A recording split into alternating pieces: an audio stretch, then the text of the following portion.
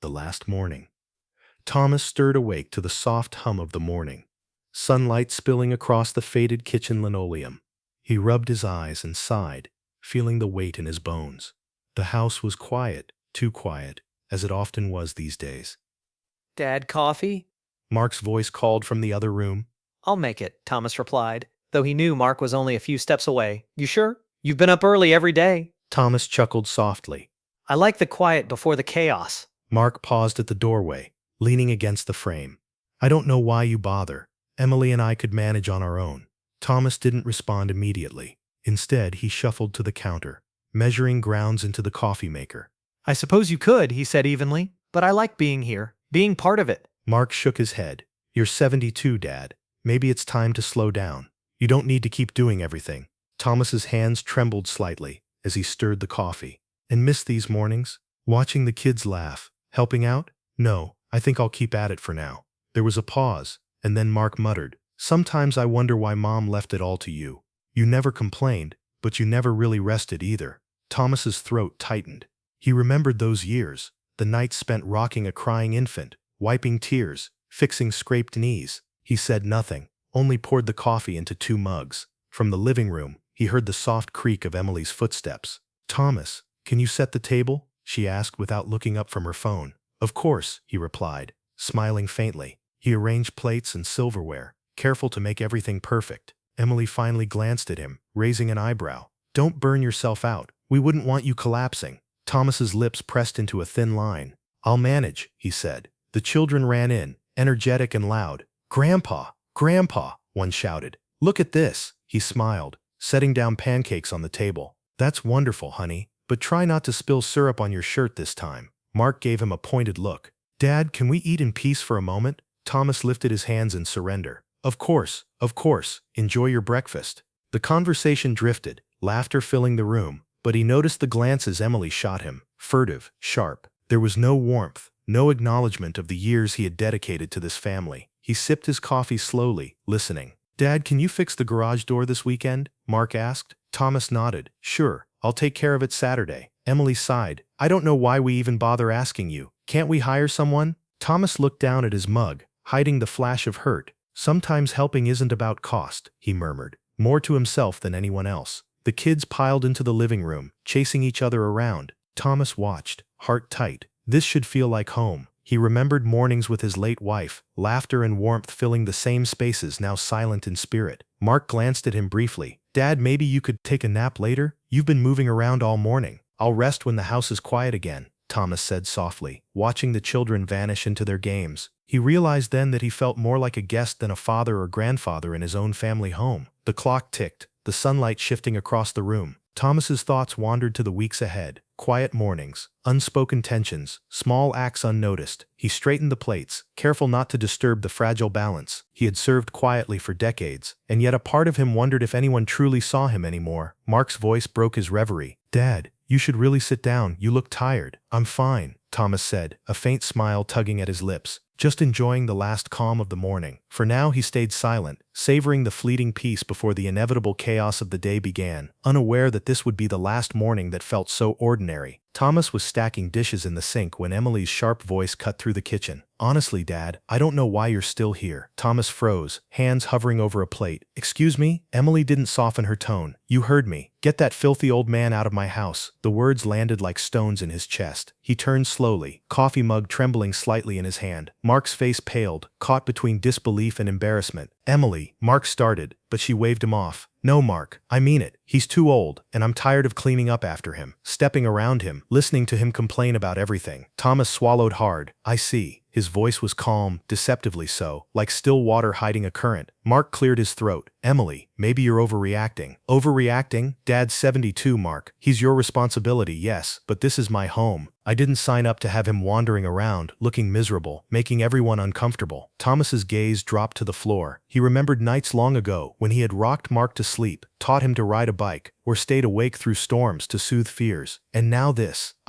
Mark began again, his voice faltering. I didn't mean. Thomas shook his head. No, you didn't. But words matter, even if you didn't mean them. Emily rolled her eyes. Words don't change the fact that he's in my space. Every day, I feel crowded. The kitchen was quiet for a moment, except for the ticking of the clock. Thomas leaned on the counter, gripping the edge. His mind wandered back to mornings like the one before, when small gestures meant love, pouring coffee for Emily before she was awake, helping the kids with breakfast, making the house feel warm. Mark stepped closer, voice lower. Dad, maybe we can talk about this. Sit down? Thomas shook his head slowly. I think we both know there's nothing to discuss. Thomas, please, Mark pleaded. I don't want this to end badly. Thomas's lips pressed into a thin line. It's already ended badly. You don't see me anymore. You see inconvenience. That's enough talk. Emily scoffed. Don't be dramatic. You're making a mountain out of a molehill. Thomas straightened, a quiet strength settling into his posture. It's not drama, it's reality. And reality can't be ignored just because it's inconvenient. Mark's eyes flicked to the floor, shame and hesitation battling with loyalty to his wife. Emily, maybe we should give him some space. Time to think? Emily waved her hand dismissively. Fine. Let him think while I go upstairs and enjoy my peace. She left the kitchen, and the slam of her bedroom door echoed. Mark sighed heavily. Dad, I'm sorry. Thomas looked at him, expression unreadable. Sorry doesn't undo words spoken. It doesn't make them disappear, but it's a start. Mark nodded, voice cracking. I know. I didn't realize she could be so harsh. Thomas's gaze drifted to the window, watching a bird hop across the yard. Harsh, perhaps, but clarity often comes dressed as harshness. Sometimes we wait decades for clarity. A silence hung between them, thick and heavy. Thomas thought of all the mornings he had spent making the house feel like home, all the small sacrifices he'd made without complaint. And now, this, a brutal acknowledgement that his presence was seen as a burden, not a blessing. Mark finally spoke, quieter this time. What will you do? Thomas took a slow breath. What I should have done a long time ago. I'll leave, and I'll take only what truly matters. With me, always. Mark's lips trembled. Dad, you don't have to go. Thomas shook his head gently. I do. Some lessons aren't taught with words. Some truths aren't seen until absence reminds them. He walked to the counter, gathering his things silently. Every movement deliberate, dignified. No anger. No shouting, just a quiet resolve that cut deeper than any words Emily could have hurled. Mark watched him, conflicted, guilt, fear, and helplessness swirling together. Thomas paused at the door, looking back one last time. Remember, he said softly, presence is more than just breathing in a room. It's felt in respect, in consideration, in kindness. He stepped out, the door closing behind him with a quiet finality. Mark leaned against the wall, the echo of Thomas's dignity reverberating through the empty kitchen. No one noticed at the moment what Thomas truly took with him that morning. The silence, the wisdom, the quiet insistence that some things cannot be ignored. But the weight of those words, unspoken and undeniable, lingered in the room long after the door shut. Thomas pushed open the cabin door, the familiar creak echoing in the quiet room. Dust motes floated in the sunlight, and for a moment, he felt the weight of decades pressing around him. He muttered to himself, "It's been too long since I was here." Setting down his bag, he went to the old closet in the corner. The door rattled as he opened it, revealing boxes stacked haphazardly, letters, photographs, and trinkets from another life. He lifted a small, worn box and whispered, "Memories, my constant companions." From the kitchen area, the faint voice of the neighbor carrying firewood drifted through the window. "You moved back here for good, Thomas, I suppose," he said softly, more to himself than anyone else. Thomas sat on the floor, opening the box. The first item he picked up was a yellowed envelope, marked in his late wife's handwriting. He smiled faintly, a quiet ache in his chest. "Mary, you always knew when I needed you," he murmured, holding the envelope to his heart. He began reading aloud, a habit he'd carried for years when alone. "Dearest Thomas, remember the day we watched the river. You laughed at my clumsy attempts to skip stones. Those moments are the ones I treasure the most." His voice faltered, and he wiped at his eyes. "We made it all seem so simple," he whispered. Another letter slipped from the pile. This one, addressed to Mark, written decades ago, but never sent. "Mark, my son, if you ever read this, know that I have always loved you, even when I failed to show it. I hope you forgive my stubbornness." Thomas paused, touching the edges of the paper. "I never sent it. Too proud, or maybe too afraid." The cabin seemed to hold its breath. Thomas's hands shook slightly as he pulled out photographs. Him and Mary on long walks, birthdays with Mark and his siblings, family vacations filled with laughter. He smiled softly, voice quiet. "We had a good life, didn't we?" Thomas leaned back against the wall, clutching a small trinket, a carved wooden bird his wife had given him. "I took so much for granted. Too much," he said aloud. "And now," he trailed off, staring at the dusty floorboards. His mind wandered back to the mornings in Mark's house, Emily's harsh words, the cold distance. He whispered to the empty cabin, "They saw me only as a burden." He folded a few letters carefully, placing them back in the box. "But I'll carry this, my words, my memories, my truth. They can't take these from me." A sudden knock on the door startled him. Thomas? It was the neighbor, concerned. Everything all right there? Yes, he said firmly. Just remembering. He smiled faintly as the neighbor walked away. The quiet solitude of the cabin felt comforting now. He began arranging the items, deciding which to keep close. Each object was a thread connecting him to a past life, a life filled with love, mistakes, and unspoken words. Thomas paused, holding a photo of young Mark learning to ride a bike. I should have told him so many things, told him it was okay to fail, okay to stumble, that I'd always be there. He sighed and spoke to the empty room. Maybe it's not too late. Maybe these letters, these memories, they'll find their way. A faint breeze drifted in through the window, rustling the papers. Thomas's lips pressed into a thin line. I'll take only what matters, he said, almost to himself. Not just objects, but the lessons, the love, the truths they didn't see. He looked around the cabin, feeling the weight of silence and time. They think I'm leaving empty-handed, but they're wrong. I've taken the part of myself they never noticed, the dignity, the quiet strength, the wisdom I earned over a lifetime. Thomas stood, carefully placing the letters and photographs back in the box. These, he said softly, are mine, and I will carry them. The sun dipped lower, casting long shadows across the cabin floor. Thomas leaned against the doorframe, exhaling slowly. He was ready now, ready to face the next step of his journey, not with anger, but with clarity. For the first time in a long while, he felt the quiet satisfaction of someone who had survived, who had loved, and who had been unseen, and yet remained whole. Thomas zipped his bag and stood in the doorway of the cabin, listening to the wind rustle the trees outside. He drew in a slow breath. Today would be the day he left. Finally, he muttered to himself, no one will notice until it's too late. A faint knock sounded at the door. It was Mrs. Patterson, the neighbor. Morning, Thomas. Heading out already? Yes, he replied softly. Just for a while. Don't be gone too long. The kids will miss you, she said, frowning. Thomas smiled faintly. I've missed them enough already. They'll understand. She shook her head, confused. I don't know what you mean. Everyone loves you here. I suppose love can sometimes be invisible, Thomas said, voice low, almost to himself. As he stepped outside, memories of Mark's house surfaced. The harsh words, the cold stares, Emily's dismissive tone. He whispered, they don't see me. Not really. Mark had called the night before. Dad, are you sure about this? I am, Thomas said calmly. Some lessons aren't learned by presence alone. Sometimes they need absence. I don't want this, Mark said, voice tight with guilt. I wish you'd stay. Thomas's lips pressed together. Staying won't teach them respect, Mark. And it won't heal me either. Mark paused. Are you angry? Thomas shook his head. No, not angry, just aware. Aware of what's been overlooked, what's been unspoken, and what I will carry with me. He slung the bag over his shoulder and started down the path leading from the cabin. A bird took flight nearby, its wings flapping in sudden bursts. He smiled faintly. Even they leave quietly, he murmured. Halfway down the path, he stopped and took out the small box of letters and photographs. These are mine, he whispered. The pieces of me they never noticed. A car approached slowly along the gravel road. Thomas waved, and the driver, a delivery man, nodded. No one in the car knew the significance of his departure. To the world, he was just another man leaving town. At the edge of the woods, he paused, setting the box gently on a rock. He ran a hand along its worn edges, feeling the weight of years. I'm not taking anger, not bitterness, only truths, the quiet ones they never saw. The sound of children playing in the distance reminded him of Mark's kids. I've loved them, Thomas whispered, even when they didn't see me. A voice came from the other side of the path. Thomas? Everything all right? It was the neighbor again, walking briskly. Yes, he said, keeping his voice steady. I just needed to leave quietly for a while. She frowned. You always were a man of quiet ways. Thomas nodded. Perhaps now they'll realize, in their own time, that quiet strength can't be ignored forever. He continued walking down the narrow road, the cabin disappearing behind the trees. Each step was deliberate, measured, full of silent resolve. He thought of the home he had left, the harsh words, the coldness, the sense of being unseen. Yet, he did not feel defeated. Mark's voice replayed in his mind. Dad, I don't want this. Thomas smiled softly, a shadow of sadness in his eyes. And I don't want to leave this way. But sometimes leaving is the only way to be truly seen. By the time he reached the small bridge leading over the creek, he stopped again, looking back at the road that led to Mark's house. The house was hidden by trees now, quiet and still. He whispered, they'll notice soon enough. Maybe not today, maybe not tomorrow, but they'll notice what was always here. Thomas picked up the box and slung the bag over his shoulder. His pace quickened, steady and unhurried. I leave empty-handed to them, he murmured, but full of myself. The sun was climbing higher now, casting shadows across the gravel path. Thomas's silhouette stretched long and thin in the morning light, a man walking away, but carrying everything that truly mattered, the dignity, the memories, the quiet wisdom that could never be taken. And in that silence, he felt a strange calm. He had left the house, yes, but he had also left something behind for them too. The subtle lesson of presence, absence, and the weight of words spoken too late. Thomas walked along the narrow country road, the gravel crunching beneath his worn shoes. The morning air was crisp, carrying the scent of pine and damp earth. "I suppose this is it," he murmured to himself, adjusting the strap of his bag. A passing driver slowed, leaning out of the window. "Heading somewhere, sir?" Thomas smiled faintly. "Just down the road. Need to think a bit." "Need company?" the man asked, curiosity in his voice. "No thank you. Just need the quiet," Thomas replied. The road stretched ahead, flanked by trees whose leaves whispered in the wind. He thought of Mark and Emily, the children, the house he had left behind. "They don't see me," he whispered, almost as if the trees could hear him. Stopping to rest on a wooden fence, Thomas pulled out the small box of letters and photographs. "These," he said softly, "are all I truly need." He opened the top letter, reading aloud under his breath. "Mark, my son, if you ever understand the weight of words, know that love was always here, even when I was silent." A young couple walked past, smiling at him. The man tipped his hat. "Good morning, sir." Thomas nodded. "Morning," he said. Then more to himself than them, he added. "Sometimes the smallest gestures carry the most meaning." He leaned against the fence, gazing at the hills rolling in the distance. "I wonder if they'll ever notice," he muttered. "Notice what I carried quietly all these years." The sound of a car horn made him startle. A delivery truck rumbled past, kicking up dust. Thomas waved to the driver, who waved back and moved on. "You're moving too slowly, Thomas," he said to himself, though there was no urgency in his voice. Not for time, but for understanding. The cabin where he planned to stay came into view, nestled between tall oaks. Thomas paused, smiling faintly. "Home," he whispered. "Quiet, safe, mine." He set his bag down and ran a hand along the wooden railing of the porch. "It's funny," he said aloud, speaking to no one in particular. "I left a house full of people and found solitude worth more than their approval." Inside the cabin, dust covered the furniture, but it smelled faintly of pine and old wood. Thomas put down the box and began unpacking essentials. He held up a photograph of Mark learning to ride his bike, laughter frozen in time. "I should have told him more," he said softly. "Told him it was okay to fall, and that I'd always be there to help him rise." The cabin phone rang suddenly. Thomas jumped, then picked it up. "Hello, Dad?" Mark's voice, tentative and low. I wanted to check if you made it okay." "I did," Thomas said, setting the receiver down on the counter. "I'm safe, and I have what I need." Mark hesitated. I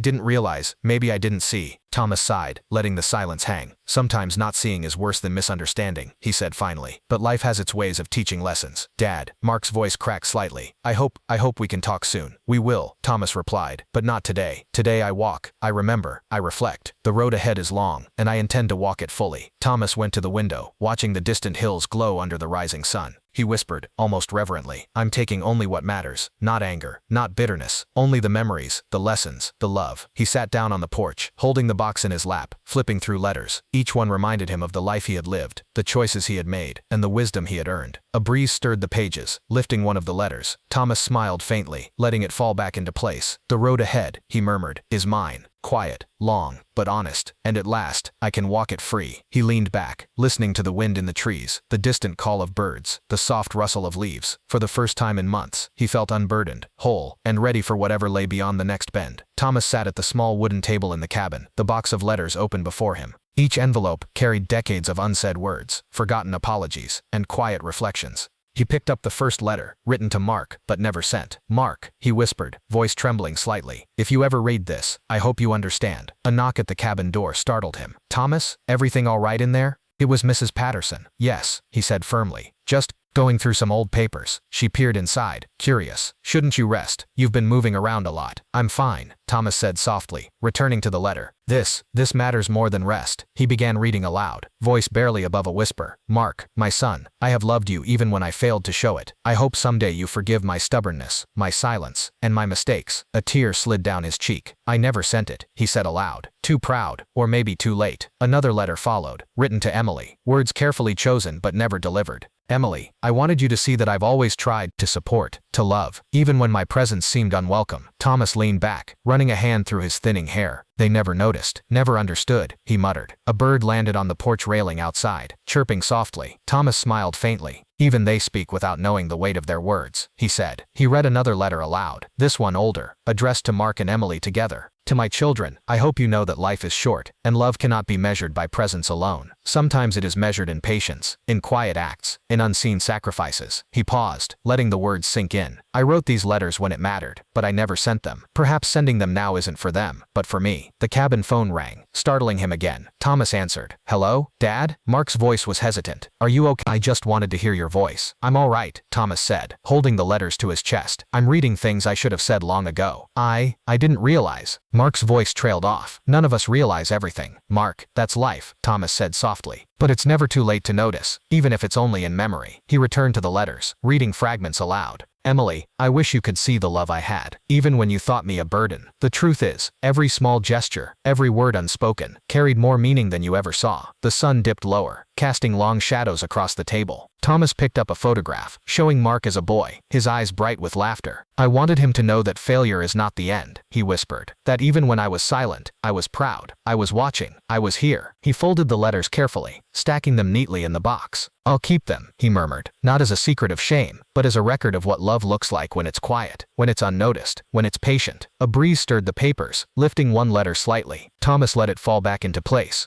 They think I left empty-handed, he said softly, but I've taken these my words, my truths, my memories. No one can take them away. He stood, pacing slightly. These letters, they are the bridge between what was and what remains, between the moments they never saw and the wisdom I carry. The evening shadows deepened, but Thomas felt a strange calm. I may never send them, he said, voice barely audible, but keeping them close, this is enough. For now, the cabin was quiet, save for the soft creak of the floorboards and the rustle of the trees outside. Thomas leaned back in his chair, letting the weight of decades settle around him. I've carried enough silence, he whispered, and now, I carry it with clarity. Letters never sent, truths never spoken, they are mine, and I will not leave them behind. Thomas sat on the porch of his cabin, staring at the hills glowing under the morning sun. He opened the box of letters again, letting his fingers brush the edges of each envelope. I wonder, did I do enough? He muttered aloud. The breeze carried a faint rustle of leaves, almost like a reply. You've done what you could, Thomas, he whispered, speaking as if to Mary, his late wife. But still, there's so much I left unsaid. A knock on the door startled him. Everything all right in there? Mrs. Patterson called. Yes, he said softly, just thinking. He turned back to the letters. Mark, Emily, I wanted to say so many things. I wanted to tell them I was proud, that I loved them, that mistakes don't erase love. His voice caught, and he shook his head. I didn't. I let silence fill the spaces. Thomas picked up a photo of young Mark, holding it close. You remember, don't you, Mary? He asked quietly. The times I held him, taught him to ride, wiped his tears, and I thought I had all the time in the world. The phone rang, breaking the quiet. Thomas answered, his voice calm but hesitant. Hello, Dad, it's Mark, came the voice, unsure, heavy with emotion. I've been thinking. I didn't realize how much I took for granted. I should have seen you. I should have appreciated you. Thomas closed his eyes, letting the words wash over him. It's not too late, Mark. Reflection is a kind of presence too. Even absence teaches. I wish I could have done more, Mark said, voice cracking. I didn't understand before. Now I do. Thomas opened a letter, reading aloud softly. Mark, my son, life is short, and love is quiet sometimes. You may not have seen it, but it was always here. In patience, in small acts, in silent support. Mark sighed. I should have noticed. I feel like I lost time. Thomas nodded, voice steady. Time is tricky. It slips away, but it leaves lessons. We carry them, even when we don't realize it. A bird landed nearby, chirping softly. Thomas smiled faintly. Even they carry memory, he said. They remember what matters, even if silently. He leaned back, the box of letters on his lap. Mary, I miss you. And yet, in loss, there's clarity. I see what I did right, what I did wrong, and I carry it all, not as regret, but as truth. Mark hesitated. Dad, are you angry at us? Thomas shook his head slowly. No, Mark. Anger is heavy, and I've carried enough of life's burdens. What remains is reflection, awareness, understanding that absence too is a teacher. I understand, Mark whispered, and I'll try to do better. To see you, to value you. Thomas smiled faintly, eyes glistening. That's all I ask. Presence is more than just being in a room. It's acknowledgement, respect, love expressed, not just assumed. The wind shifted, and Thomas leaned back, listening to the rustle of leaves, the distant sound of a stream. Loss teaches, he murmured. It shows us what truly mattered, and what we can still carry forward. He opened another letter, reading a fragment aloud. Emily, I hoped you would understand that life isn't about control, but about care. That even when I seemed silent, my heart held more than words could ever convey. The cabin felt alive with memories, with ghosts of the past speaking through paper, photographs, and recollections. Thomas whispered, all of this is mine to keep, and mine to learn from. Thomas sat at his small cabin table. The box of letters opened before him once more. The late afternoon light filtered through the window, casting long shadows on the wooden floor. I wonder, will they ever understand? He muttered softly. A soft creak announced Mrs. Patterson at the door. Thomas, you're still here? Shouldn't you rest? I'm fine, he replied, voice calm. I'm sharing what should have been shared long ago. She looked puzzled. With whom? Thomas smiled faintly. With those who need to hear it, even if they never realize it immediately. He picked up a letter addressed to Mark and Emily together, his hands trembling slightly. To my children, he began, reading aloud softly. I hope these words reach you in spirit, if not in person. Life is short, and love is quiet, sometimes unnoticed, sometimes ignored, but it is always present. Outside, the wind stirred, rustling the branches. Thomas paused, letting the silence emphasize the weight of the words. He read another, addressed to Emily. Emily, I tried to show care in ways small and unseen. Perhaps I failed in ways you noticed. I hope one day you will understand that my intentions were never to burden but to nurture. Thomas's voice caught. I wanted them to know, before it's too late. The cabin phone rang, startling him. He picked it up. Hello, Dad? Mark's voice, hesitant and low. I've been thinking. I realize now I didn't appreciate you the way I should have. Thomas nodded, smiling faintly. Reflection often comes too late, Mark. But it comes nonetheless, and that matters. Mark's voice trembled. I feel like I've lost time. I should have noticed, spoken, appreciated more. Thomas placed a hand over the letters. It's never too late to acknowledge, to reflect, and to carry these lessons forward. That is all we can do with what life gives us. A small bird landed on the windowsill, tilting its head as if listening. Thomas whispered, even they understand, in their own way, the importance of seeing and remembering. He read aloud another letter, soft but firm. Mark, Emily, love is not always loud. It is patient. It waits. It acts in quiet, unnoticed ways. I hope you remember that in your own lives and in your own families. Mark's voice came again, barely audible. Dad, I understand. I want to see, to notice, to appreciate more. I promise. Thomas's lips pressed into a thin smile. Then the lesson has begun. Sometimes absence teaches more than presence ever could. He leaned back, letting the words sink into the room, the cabin, the evening light. They may not fully grasp it now, he whispered, but someday they will, and that is enough. He picked up a photo of Mark as a boy, the corners worn, the smile bright. I've carried all of you in my heart, unseen or not, he said softly. And now, I can finally share what I always intended to give: understanding, patience, love, and honesty. Another knock at the door startled him. Thomas, you should eat something, Mrs. Patterson said gently. I will soon, he replied. But first, this needs to be settled. Thomas returned to the letters, carefully folding each one and placing it back in the box. These are more than words, he whispered. They are pieces of my life, my regrets, my love, my hope. And though I never sent them before, I've finally acknowledged their power. He paused, staring out the window at the hills bathed in orange light.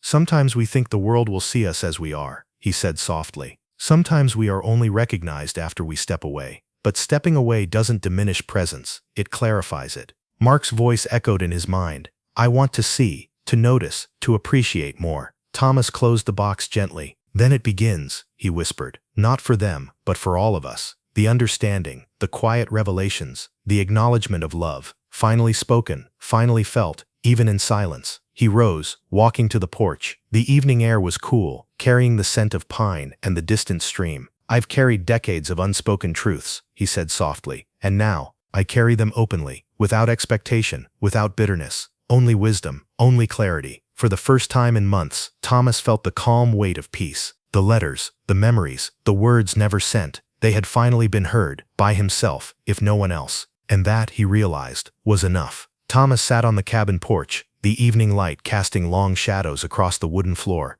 The box of letters rested on his lap, now carefully organized, each one a piece of his past reconciled. He whispered softly to himself, This is all I truly needed to carry. A gentle knock at the door interrupted his thoughts. Thomas, are you all right? It was Mrs. Patterson. I am, he said calmly, just reflecting on what's been and what remains. She frowned slightly, concern etched on her face. You've been quiet a lot lately, more than usual. Thomas smiled faintly. Quiet isn't absence, it's presence, in a different form. She nodded slowly, sensing the weight of his words. I suppose so, but sometimes, I worry you're carrying too much alone. Perhaps, he admitted, but solitude has its own lessons, and sometimes, it's in silence that clarity finally speaks. He looked at the horizon, where the sun had begun to dip behind distant hills. Mark called again today, Thomas murmured. Said he understands more now, or at least, he's starting to notice. That's all I need, Mrs. Patterson nodded. It's never easy to be unseen, to wait for recognition. No, Thomas agreed softly. It's not easy, but time teaches patience, and absence often teaches understanding. He ran a hand over the letters, remembering each word written but never delivered. I've carried these for decades, he said aloud. Unsent, unheard, yet now, in their quiet presence, they have spoken. A distant bird called from the edge of the forest. Thomas smiled faintly. Even nature carries memory, he whispered. Even silence has its voice. Mrs. Patterson shifted, hesitating. Thomas, do you regret leaving Mark's house? He paused, considering the question. Regret? Perhaps for moments lost, words unspoken, time unnoticed, but not for leaving. I left with clarity, with dignity, and sometimes, leaving is the only way to be truly seen. The wind rustled the trees, carrying a soft, almost musical sound. Thomas leaned back, listening. I've learned that love is patient. It is quiet, it waits, and it endures, even when unnoticed. He spoke again, as if addressing Mark and Emily in spirit. I hope someday you see what was here all along, not in loud declarations, not in constant presence, but in actions, in care, in patience, in quiet devotion. The cabin was silent save for the gentle creak of the porch and the distant trickle of the creek. Thomas's eyes softened. Silence has a voice of its own, he murmured, one I've finally learned to hear. Mrs. Patterson smiled faintly, sensing the conclusion of something significant. You've carried a lot, Thomas. I hope you find rest now. Peace. I have, he said quietly. Not the kind of peace that comes from being seen, but the kind that comes from seeing myself, from understanding my worth, from acknowledging what truly matters. He placed the box of letters beside him on the porch railing, each envelope catching the last rays of the sun. They think I left empty-handed, he whispered, but I've taken everything that matters, memories, lessons, love and understanding, all that cannot be given away or taken from me. The evening deepened, and Thomas rose slowly, stretching. He glanced one last time at the cabin, at the letters, at the surrounding hills. I've walked this journey, he said softly, and I've returned to silence, not as absence, but as presence, quiet and complete. Mrs. Patterson gave him a small, understanding nod. Thomas, it's time to rest, truly. He smiled faintly, a weight lifted from his shoulders. Yes, he said, rest and reflection. The two have always been intertwined. Thomas sat back, watching the sun dip below the horizon, shadows stretching across the cabin. He felt a calm settle over him, a sense of completion he hadn't felt in decades. Every unspoken word, every letter never sent, every quiet act of love, they had finally found their place. He whispered to the fading light, I am here, I have been, I will always carry what matters, and now, I return to silence, whole, understood by myself, and at peace. The wind shifted once more, carrying the gentle rustle of leaves. Thomas closed his eyes, letting the quiet embrace him, the box of letters beside him, and the long journey of reflection finally complete. Thank you for watching. Subscribe for more real-life stories.